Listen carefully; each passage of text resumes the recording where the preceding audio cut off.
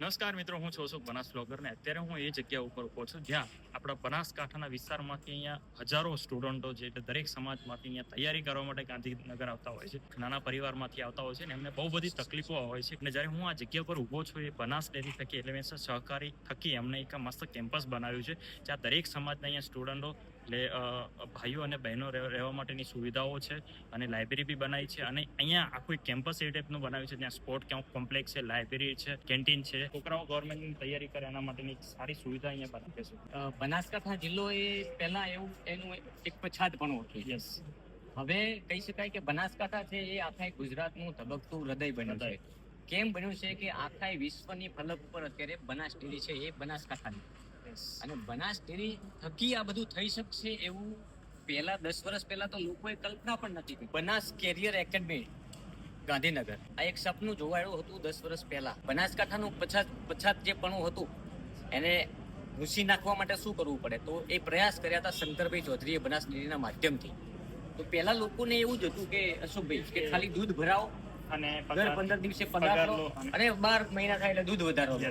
હવે એ બધું જ અત્યારે પણ ચાલુ છે. એના વગરનું કામગીરી જે બનાસ ડેરી કરી રહી છે ને એ આ છે. એવા ઘણા બધા વિસ્તારોમાં હતા જ્યાં પાણીની સમસ્યાઓ હતી, ત્યાં પશુપાલનનું ધીરે ધીરે વધતું. અત્યારે નાનો પરિવાર બી હોય છે, ખેતી ઓછી હોવા છતાં બી પશુપાલન કરી અને એમનું જીવન ગુજારી અને એક સારું જીવન જીવે એના છતાં બનાસ ડેરી થકી સારામાં સારો પ્રયાસ થયો છે કે એ લોકો જે એજ્યુકેશન નથી મળતું એ અહીંયા આવીને એમના સપના પૂરા કરે અને જે સારા અધિકારીઓ બની એ લેવલ સુધીની અહીંયા તૈયારી કરવામાં આવે છે. ગાંધીનગર ખાતે આજે જ શુભારંભ થયેલું આ બનાસ કેરિયર એકેડમી એટલે એ જ પશુપાલકોના દીકરીઓ એટલે વાવથરાજ, પાટણ જિલ્લો હોય કે બનાસકાંઠા, આ બધાના દીકરીઓ એવા સપના ક્યારેય જોયા નહીં હોય ભવિષ્યમાં 10 વર્ષ પહેલા કે અમારા દીકરીઓ છે એ ક્લાસ 1 2 અધિકારી બની શકશે. અને એમાંય ખાસ કરીને યુપીએસસી જીપીએસસી પરીક્ષા એટલે બહુ કઠિન. એના માટે દિલ્હી, મુંબઈ અને કહી શકાય કે બેંગ્લોર જેવી મોટી સિટીઓમાં જવું પડે.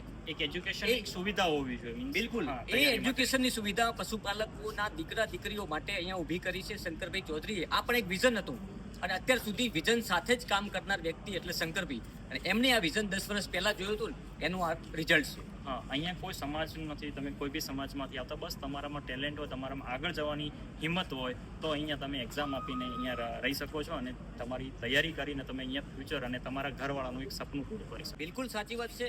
સપના પૂરા કરવા માટે પહેલા તો જોશ અને જુસ્સો જોઈએ અને સપના જોવા પણ પડે. અને એ સપના આપણને અત્યાર સુધીમાં જોતા કર્યા છે બનાસ ડેરીના માધ્યમથી. સહકારથી સમૃદ્ધ, આ માત્ર સહકારિતાનું સ્લોગન હતું, પણ સહકારથી હવે સફળતા પ્રાપ્ત થવા જઈ રહી છે. એ આ અહીંયા જે તૈયાર થશે ને, જે આપણા દીકરીઓ વિદ્યાર્થીઓ જે પણ અહીંયા તૈયારી કરી રહ્યા છે યુપીએસસી જીપીએસસીની, અથવા કોઈ બિઝનેસમેન બનશે, કોઈ સહકારિતામાં જશે. જેમ હમણાં જ આપણા અધ્યક્ષશ્રીએ કહ્યું કે જે સહકારિતામાં પણ ઘણી એવી જગ્યાઓ છે કે તમે એ હાસિલ કરી શકો છો ને એ લેવલ ઉપર પણ જઈ શકો છો. એટલે ખાસ કરીને આજનો આ દિવસ હતો એ કહી શકાય કે સોનેરી સૂરજ ઉગ્યો હોય ને તો એના માટે આપણે વહેલી સવારે ઉઠવું પડે. સોનેરી સૂરજને જોવો હોય તો સવારે 4 વાગે ઉઠવું પડે, સતત જાગવું પડે, સતત દોડવું પડે. ને આ બધું જ કરતા મને લાગે છે કે આ સપના બનાસવાસીઓને અત્યાર સુધી સપના જોતા કર્યા હોય ને તો એ શ્રેય હું તો શંકરભાઈને જ આપું છું.